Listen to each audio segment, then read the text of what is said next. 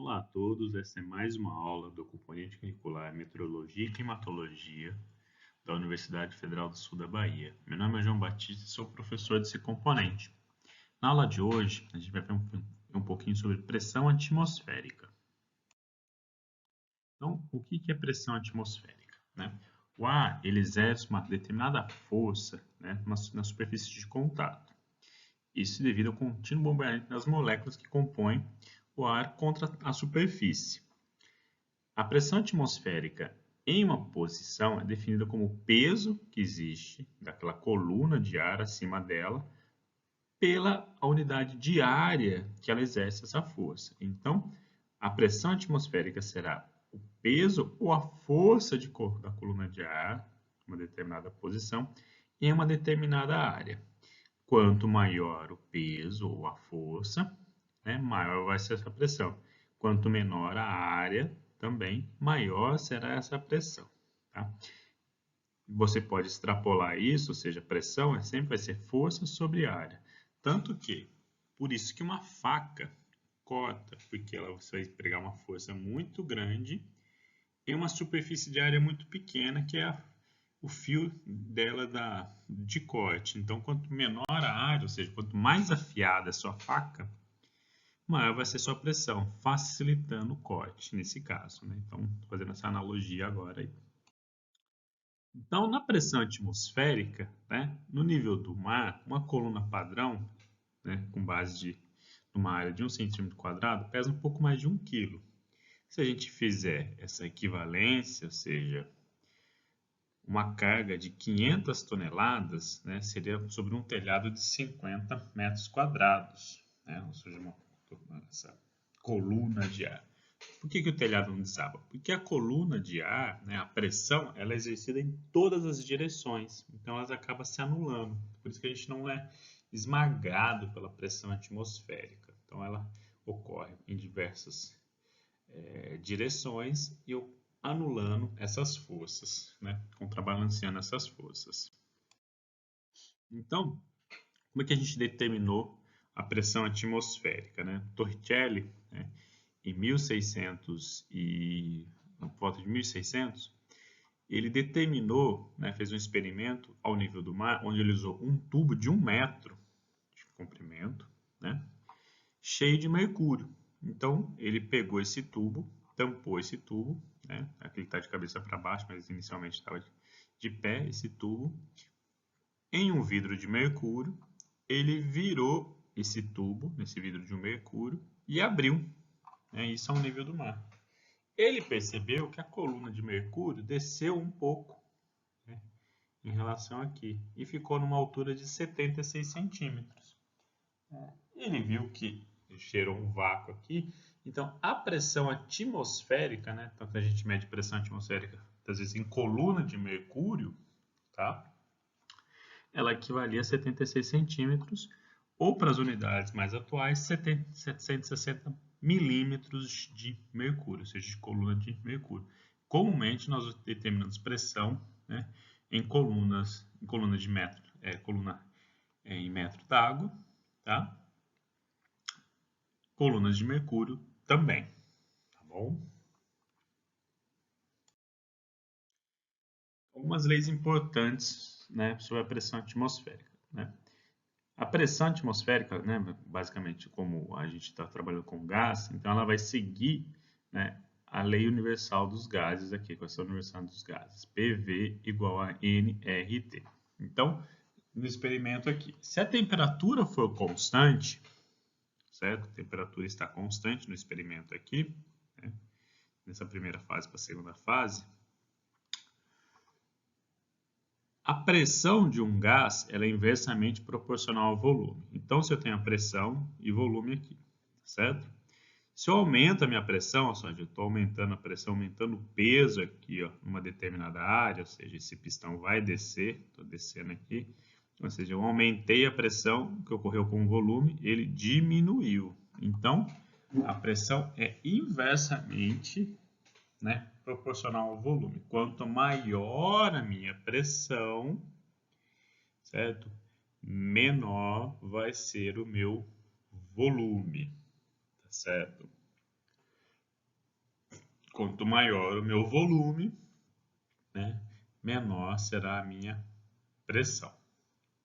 Tá? Então, esse é o que está indicando aqui. A outra lei importante, né, da pressão atmosférica é o quê? A uma determinada pressão constante, ou seja, não estou alterando a pressão, o volume de um gás é diretamente proporcional à temperatura. Tá? Então, tem a minha temperatura e minha pressão aqui. Então, a pressão vai ficar constante. Então, à medida que eu aqueço o meu recipiente, né? Então, vou ter o quê? Uma expansão do meu volume. Então, na mesma pressão, se eu aquecer, né, eu vou aumentar o meu volume. Tá? O que pode ocorrer também, tá certo? Muito comum quando o outro processo legal de ver é naqueles desodorantes de spray, né, seco. Quando você pega aquele desodorante de spray e espirra ele, você vê que o frasco de alumínio ele resfria. Por quê? Tá? Então a temperatura desse frasco de alumínio cai, porque a gente está diminuindo a pressão do nosso recipiente. O volume continua o mesmo. Então, se cai a minha pressão de um lado, cai a minha temperatura. Então, quando eu estou usando aqueles desodorantes spray, no momento que eu pego e utilizo esse spray, vocês percebem que o frasco fica frio, fica gelado. Por quê? Estou perdendo pressão e eu perco também temperatura aí. Né? Então, a pressão atmosférica, tá? Então, ela tem essas nuances, ou seja, com relação ao volume e temperatura, tá? Ela tem uma variação também na vertical. Né? Então, nós temos o ponto A e o ponto B. Tá? Ok, nós temos aqui o limite da camada atmosférica.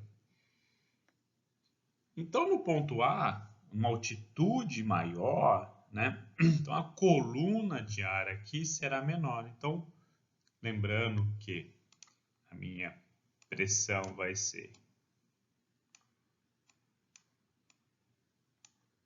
uma força, né, ou peso, sobre uma determinada unidade de área. Se então, nesse ponto aqui, eu tenho uma menor coluna de ar, eu vou ter uma menor força. Se eu tenho uma menor força, a minha pressão é menor. Por isso que quando eu subo, né, ou seja, em altitudes maiores, né, da superfície terrestre, ou seja, eu estou elevando um ponto, saindo de um ponto mais baixo aqui, indo para um ponto mais alto, a minha pressão diminui, a pressão atmosférica diminui. Né? Nesse ponto também é interessante o quê? Que a densidade do ar também vai diminuir, porque diminui a compressão do ar. Por isso que em altitudes muito maiores altitudes o ar é mais rarefeito, porque a pressão dessa coluna aqui diminui também a minha densidade, porque está diminuindo a minha compressão do ar. Por isso que o ar fica mais rarefeito. Enquanto que em altitudes menores, a minha camada de ar, minha coluna de ar será maior, então a minha pressão será maior aqui. Tá? Pressão maior, né? Maior compreensão do ar, o ar tem uma densidade maior aqui também. Tá? Então, como é que essa variação da pressão nas camadas atmosféricas? Né? Pensando aqui, ó, na altitude de zero, né? Altitude é o nível do mar, a minha pressão, né? Ela vai estar mais alta, a pressão ao nível do mar vai estar mais alta. À medida que eu subo na atmosfera terrestre, ou seja, subo na minha altitude, ou seja, eu saio de uma altitude zero, vou subindo, estou na minha primeira camada da atmosfera, a troposfera. Quando eu passo da troposfera para a estratosfera, ou seja, eu estou diminuindo, à medida que eu estou subindo a minha altitude aqui, eu estou diminuindo a minha pressão. Passo de uma camada para outra, vocês percebem que a diferença da pressão atmosférica entre uma camada e outra camada, nesse caso aqui, ó, é muito gritante. Então, a pressão atmosférica está em torno de 250 milibar, enquanto que na troposfera, o nível do mar, é mais de 1000 milibar. Né? Mais precisamente, 1000 1013,3 milibar. Né? Então, a queda da pressão a partir da atmosfera, da subida da altitude, é drástica. Lembrando que nós temos diminuindo a coluna de ar, diminuindo também a compressão, né, e a densidade do ar. Então, pressão atmosférica, né, ela tem essa variação vertical por conta da altitude, do aumento da coluna ou diminuição da coluna de ar, tá? E possivelmente a diminuição do peso que está exercendo, a força que está exercendo nesse ponto. Tá? A pressão atmosférica é expressa no sistema internacional de medidas, geralmente ela é expressa em quilopascal, kPa, né? Representada também como 1 atm, que é a pressão atmosférica ao nível do mar, 760 miligramas de mercúrio, né? Lembra do experimento Torricelli lá? Ou seja, só que ele mediu 76 centímetros, então transformando as unidades para milímetros, 1013 milibar, né? Muito utilizado também é 101,33 kPa. Além da variação, né, na minha vertical da pressão, nós temos uma variação também, né, na horizontal. Essa variação na horizontal não é somente, nem sempre, por conta da altitude. Tá? Altitude, ou seja, à medida que a gente caminha no horizonte aí, nós temos uma variação por conta da diferença de altitude, mas também, né, essa redução, aumento da pressão atmosférica, ela tem uma flutuação de um dia para o outro, normal isso, e mesmo durante o dia, né, ou seja, de hora em hora, ela tem uma variação dessa pressão. Tá? Em latitudes médias, né, o tempo é dominado por uma contínua procissão, ou seja, movimentos diferentes de massa de ar. Esse movimento da massa de ar, né, ela provoca mudanças na minha pressão atmosférica e mudanças também no tempo. No tempo aqui, chuvoso, tempo ensolarado, nesse caso. Né? De modo geral, né, o tempo, ou seja, o clima do local, o tempo, nesse caso, tempo referente a clima, ele se torna tempestuoso, ou seja, de tempo ruim, com chuva, ventos, quando a pressão do local cai, ou seja, baixa pressão é sinônimo de tempo ruim. Enquanto o contrário, ou seja, quando a pressão sobe, geralmente é tempo bom, ou seja, tempo estável, né? Ensolarado, sem chuvas. Tá? Então, uma massa de ar, né, nesse movimento aí, é um dos principais problemas, principais consequências do movimento de massa de ar, né, geralmente uma massa de ar, ela pode carregar, ela é um enorme volume de ar, principalmente, né? E ela não ela é relativamente uniforme, né, na horizontal, quanto à temperatura e a concentração de vapor de água.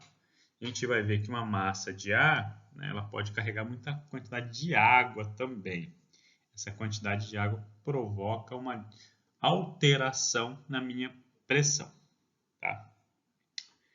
Então, por que algumas massas de ar elas têm maior pressão, exercem maior pressão do que outras? Uma das principais razões que eu estou falando agora, né, além da densidade do ar, uma das principais razões, além da densidade do ar, não, é por conta da densidade do ar. Tá? Quanto maior o conteúdo de vapor, né, você vai alterar a densidade do seu ar. Então, via de regra, né, a temperatura tem uma influência muito maior do que o vapor de água na pressão. Porém, o vapor de água ele exerce uma função muito importante nesses movimentos de massa de ar, principalmente para a previsão climática e também para questões de variação do tempo, né? Ou seja, do tempo no tempo, estou falando tempo clima. Tá? Então vamos lá ver um pouquinho o que ocorre com o vapor da água. Qual que é a influência do vapor da água na pressão atmosférica? A principal influência é o quê? O vapor da água, né, ele diminui a densidade do ar. Se diminui a minha densidade do ar, ele diminui a minha pressão, porque ele exerce menor força, né, naquele determinado ponto, então diminui a pressão atmosférica daquele ponto. Por que o vapor d'água diminui a pressão? Porque o peso molecular dele é menor. O peso molecular da água é menor do que o peso do ar seco. Então, quanto maior a quantidade de água, né, menor vai ser a minha pressão. Então, uma massa de ar úmida exerce menos pressão que uma massa de ar seca. Tá? E outro ponto de variação, né, da pressão é a divergência e convergência. Né? Além das variações de pressão causadas por temperatura e o conteúdo de vapor d'água, a pressão pode sofrer influência por padrões de circulação, né? No caso de divergência e convergência do ar. O que é essa convergência e divergência do ar? Então, o que é a minha divergência? Né? A divergência do ar ocorre o quê? Quando um ar, principalmente quente e seco, ou seja, um ar quente e seco é um ar de uma densidade, né? Ele tende a descer mais na superfície terrestre, então chega mais ponto da superfície. Então ela tem um movimento de descendência, né? E o ponto onde ele desce, ele vai expulsar o ar, né, para os outros locais. Isso determina locais de tempo bom, tempo estável. Por quê? Então você tem expulsando, né, o ar, o úmido, tudo, daquele local. Então desce o ar quente e seco, então clima bom, porque está descendo o ar quente e seco aqui. Nós temos uma divergência nesse ponto. Tá? Por outro lado, se a superfície, né, que os ventos soprem em um único ponto, geralmente uma baixa temperatura nesse local, então forma um setor de convergência do ar aqui, né? Então nós temos um movimento de ascendência nesse ponto aqui. Preste atenção, o movimento de ascendência aqui, né? Esse aqui é um movimento na minha horizontal e aqui nós temos um movimento na minha vertical. Ele vai elevar o ar. E aí, se nós tivermos o ar, principalmente o ar, quando ele é muito úmido, ele tende a subir, porque ele tem menor peso, né, que o ar quente e seco.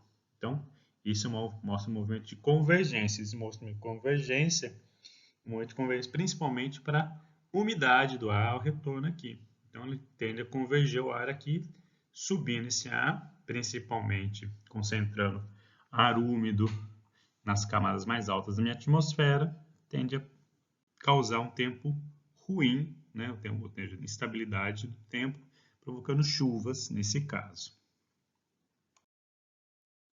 E a pressão atmosférica ela tem uma variação diária também, né? Ela oscila entre dois máximos. Aqui, né, o máximo 10 horas da manhã e as 10 horas da noite. E os mínimos 4 horas da tarde e 4 horas da manhã e 4 horas da tarde. Então, essa oscilação ela vai ser resultado tanto da atração gravitacional da Lua quanto de origem térmica, tá? Principalmente a absorção de radiação pelo ozônio e vapor de água na atmosfera. Nesse gráfico aqui, nós temos a variação da pressão atmosférica pela hora do dia aqui. O que é importante aqui, frisar, é o quê? Esse horário aqui, ele é o horário de Greenwich, então ele está, né, essa aqui é a pressão de Caravelas, nós temos o fuso horário. Então nós temos que fazer o quê? Nós temos que esse ponto aqui, né, ou seja, o ponto de menor pressão, na verdade, ele se encontra aqui por conta da questão do fuso horário. Então nós temos que descontar as horas do fuso horário nesse ponto aqui. Então, deslocando aqui esse ponto, na verdade está aqui, né? Ou seja, então, quer dizer, esse ponto, em vez de ser 7 horas da manhã, é 4 horas da manhã aqui. Então, ponto de menor pressão atmosférica. Novamente, esse é a mesma coisa que ocorre nesse menor ponto aqui, que nós temos esse pequeno deslocamento aqui, ó, por conta do fuso horário aqui, né? Então, as estações, elas têm essa questão, ela coloca o horário no horário de Greenwich, então a gente tem que sempre ajustar esse horário aqui. Então, tem esse deslocamento em relação ao tempo aqui. Então, as menores pressões do dia vão ocorrer às 4 horas da tarde e 4 horas da manhã e 4 horas da tarde. Principalmente 4 horas da tarde, por conta do quê? Maior temperatura. Tá? O horário mais quente do dia, ele vai ocorrer entre 1h e 4 horas da tarde, geralmente. O horário mais quente do dia. O horário mais quente do dia não é meio-dia. Tá? Geralmente é à tarde, onde o ar já aqueceu bastante, nós temos maior temperatura nesse horário. Enquanto que as maiores pressões atmosféricas, elas vão ocorrer, né, nos horários à noite, tá, ou 10 horas da manhã. À noite, principalmente aqui, às 10 horas da noite, né? Por conta de quê? Então, nós temos uma menor temperatura. A menor temperatura aí, né, vai provocar uma maior pressão. O ar frio vai comprimir mais aí, né, menor expansão do ar, então maior compressão, maior pressão do ar. E a pressão atmosférica, né, ela tem uma variação também com a maré. Né? Maré, elas constituem do aumento periódico do nível dos oceanos, ou seja, esse movimento do nível do oceano. Né? E elas são causadas pelas forças gravitacionais da Lua e do Sol, principalmente da Lua, porque o Sol, apesar de ter uma massa muito maior do que a Lua, mas está muito mais distante. Então, a influência do Sol pela a maré é 1/3 da influência da Lua. De modo simplificado, a maré ocorre porque o nível dos oceanos se eleva um pouco na direção voltada para a Lua, ou seja, como se a Lua puxasse essa grande massa de água. Né? A parte oposta também sofre elevação, né? Por conta de estar mais afastada. Então, assim, a gente tem na verdade, o mar ele tem esse movimento, essa grande massa de água, ela tem esse movimento que a Lua está atraindo essa grande quantidade de água. Tá?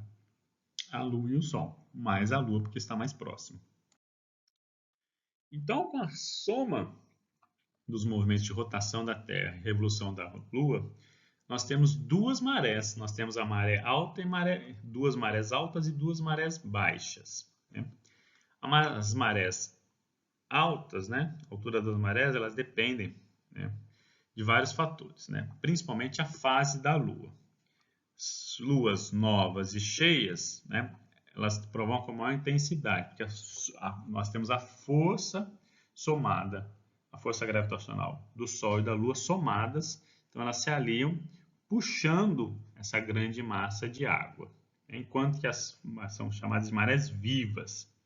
Enquanto nas fases crescente e minguante, ocorrem as marés mortas, porque as forças do Sol e da Lua, elas não estão na mesma direção ou direção opostas, então elas acabam diminuindo essa intensidade. Então, ocorre o quê? No movimento da Lua, ou seja, o movimento de translação da Lua em relação à Terra aqui, né? Então nós temos esse formato elíptico. Quando a Lua está nessa posição aqui, ou seja, alinhada, né, com o Sol, radiação solar vindo desse lado aqui, vocês veem, ó, nossa esfera celeste aqui. Nós temos o Sol desse lado aqui, então o Sol desse lado aqui, desenho básico aqui. Né? Então o Sol vindo para cá, nós temos a Lua para cá, então as duas forças, né, força gravitacional da Lua e do Sol puxando para o mesmo lado. Então nós temos a maré cheia nesse caso aqui. Então nesse caso maré cheia, nesse movimento aqui a Lua nós chamamos de Lua nova, porque o Sol está iluminando essa face da Lua, que no caso é a face que nós nunca enxergamos, tá? Nós sempre enxergamos a mesma face da Lua por conta da força gravitacional da Terra. Tá? Então, nós não enxergamos essa face, enxergamos essa face aqui da Lua. Tá bom? Então, nós estamos falando que é a Lua nova. Ela vai caminhar aqui para o quarto crescente, a gente vai ver metade da Lua. Né? Nesse caso aqui, a outra metade está na sombra ainda. Então, o Sol ilumina somente essa parte. Nós vemos a radiação refletida somente dessa parte. Nesse ponto, ou seja, o Sol está puxando para um lado aqui, e a Lua puxando para o outro. Então, nós temos a maré morta, que nós chamamos. E outro caso aqui, ó, quando a Lua está cheia, ou seja, está nessa posição aqui, que a gente vê toda a parte iluminada, aqui a face iluminada da Lua, nós temos um movimento de maré também viva, né? Ou seja, a Lua puxando para um lado e o Sol puxando para o outro aqui. E nós temos depois o quarto minguante, que é o movimento, né, contínuo da Lua aqui, ou seja, parte da Lua é vista, parte não. Então nós temos uma força gravitacional para esse lado aqui e uma outra para o Sol. Então nós temos outra maré morta, né, esse movimento elíptico aqui. Então nós vemos esse movimento, ou seja, de atração da Lua em relação à maré, é bem perceptível, aos oceanos, é bem perceptível por conta da maré. O solo também ele tem esse movimento, só que como a gente não consegue enxergar de forma, perceber ele de forma, porque ele tem uma elevação constante, mas ele tem um movimento também de variação por conta dessa atração gravitacional. Então aqui nós temos a tábua de marés, né? Então lembra que as pressões atmosféricas, elas ocorrem, os mínimos elas vão ocorrer às 4 horas da tarde e às 4 horas da manhã. É onde nós temos basicamente as marés altas, né? Menor pressão, né? No caso aí, nós temos essa variação também aqui, maior maré alta, porque a força está puxando mais nesse caso. E as marés mais baixas, né, nós temos quando nós temos as maiores pressões. Tá? Lembrando que a variação da maré ela ocorre também por conta de pressão, né, e por conta do movimento da Lua, assim como a pressão. Tá? Essa força gravitacional da Lua exerce também força na nossa pressão atmosférica ao longo do dia. Então aqui nós temos as variações das marés, no caso aqui variações das pressões, por conta do movimento da Lua. Nesse ponto, ó, Lua alinhada com o Sol, né, que nós temos a Lua nova, né, nós estamos, as forças nesse caso, elas estão se somando. Né? Então a gente tem a força aqui puxando para a Lua, né, e puxando para o Sol aqui também. Lembrando que a força que a Lua exerce, a força gravitacional que a Lua exerce é maior. Enquanto que a maré morta, nós temos o quê? Uma força puxando para esse lado e uma força puxando para esse lado. Né? Temos uma resultante aqui, né, de forças. Então, nós não temos uma força na mesma direção. Aí, na força 45 graus aqui. Então, nós temos nós chamamos de maré morta. Tá? E a pressão atmosférica ela tem essa variação ao longo do dia. De maneira geral, né, se a atmosfera estiver em repouso, predomina sobre os continentes no verão altas temperaturas e baixas pressões. Né? Sobre os oceanos, baixas temperaturas, né, e altas pressões. E aí as configurações se invertem no inverno. É possível fazer previsão climática a partir da variação da pressão. Por quê? Num sistema de frontal, ou seja, uma grande massa de ar, principalmente quente e úmida, ela vai ter o quê? Uma baixa densidade. Pressões altas ali naquele caso, com uma grande quantidade de água, ela vai provocar o quê? Uma queda de pressão. Então, a passagem do sistema frontal, ou seja, diminuiu a pressão, isso aqui num dia qualquer aqui. Tá? Então, a variação da pressão zero vai cair a pressão por conta do quê? Uma grande massa de ar quente e úmida encontra uma massa de ar fria e seca. Provoca o quê? Grande quantidade de chuvas e tempestades. Então, cai a minha pressão, criando também um sistema convergente. Ou seja, criando um sistema convergente, começa a atrair umidade, massas de ar ao entorno, né? Provocando tempo instável. Nesse caso, chuvas, né? Aí, uma outra passagem de frente fria, nesse caso aqui, ó, também, causando aqui, ó, uma queda da minha pressão atmosférica, nesse caso aqui. Se encontro de duas massas de ar, sempre vão provocar uma massa de ar quente, uma massa de ar fria, sempre vai provocar essa variação climática aí. Reduções de pressão na superfície do mar, elas podem ser traçadas como mapas, né? E nós falamos que esses mapas, essas linhas, nós chamamos de isóbaras. Isóbaras são linhas que a pressão é a mesma. O do iso igual paras, né? Óbaras, né? Que é o sufixo, né? De pressão. Então, e pressões iguais. Então, nós determinamos onde geralmente o tempo está bom e o tempo está instável por conta da variação da minha pressão. Vamos lá ver um mapinha mais fácil. Então, nós temos um mapinha aqui, né, do Brasil aqui, ou seja, uma região de baixa pressão aqui, ou seja, essas linhas aqui nós chamamos de isóbaras. Essas isóbaras têm a pressão igual. Então, um sistema de alta pressão é um sistema divergente. Então, ela expulsa, nesse caso,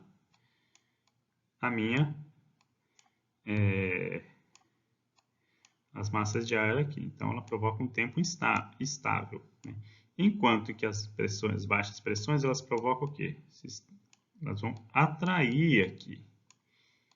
Não provocando, atrai aqui, ela provoca instabilidade climática nesse local aqui, né? Tempo ruim. Então, as regiões de baixa pressão, né, geralmente elas sempre vão vir com instabilidade climática e provocando chuvas, principalmente, porque ela passa a ser uma região de convergência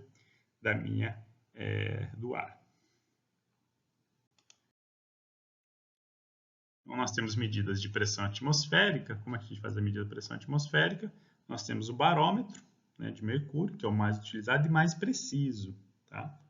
Hoje nós utilizamos muitas estações meteorológicas automáticas, que elas utilizam de sensores, né, para essa leitura. Tá? Porém, o mais preciso ainda é o coluna de mercúrio. Tá bom?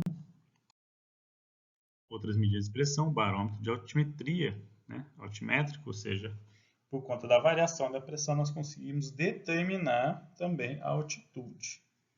Né? Lembrando que nós temos a variação da pressão também ao longo do dia. Tá?